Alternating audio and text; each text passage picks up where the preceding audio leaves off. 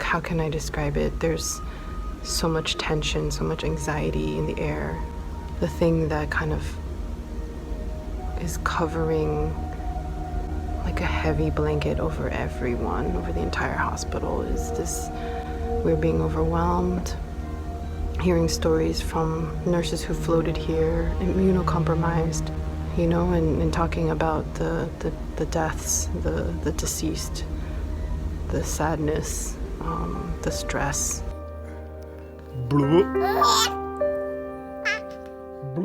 I just had a baby. She's almost 100 days old, and I was planning to spend a good, 4 or 5 months with her breastfeeding. And as this pandemic hit, I've been at home, anxious, nightmares, waking up thinking about my coworkers, thinking about how this is happening, and I can't stay home anymore. I'm heading into the hospital now, from home, in the car service. We'll see what it's like tonight.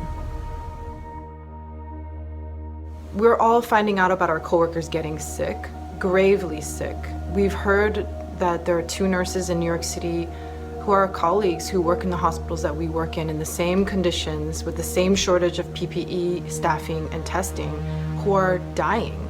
We're afraid for our patients. We're so sad to see folks dying in our ICUs with no family around because of the no visitor policy. And I think at this point, many of us are enraged. We feel that this national shortage of N95s is exposing nurses. And it's putting all of us in danger because we're reusing masks that should never be reused. We already lost our first nurse in New York City. We're gonna lose more. We're being floated. I walked in, they gave me 1 face shield, 1 N95, and 1 surgical mask. And I used those all night. You woke up from your nap already? I wouldn't have cut my maternity short if there wasn't a pandemic, if there wasn't a severe shortage of nurses, if I didn't hear my coworkers telling me how they're crying every day.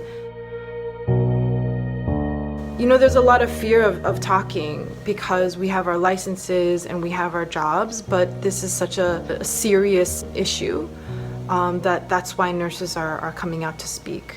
There's hope if we see that our strength is in ourselves and our collective power, and if we unite.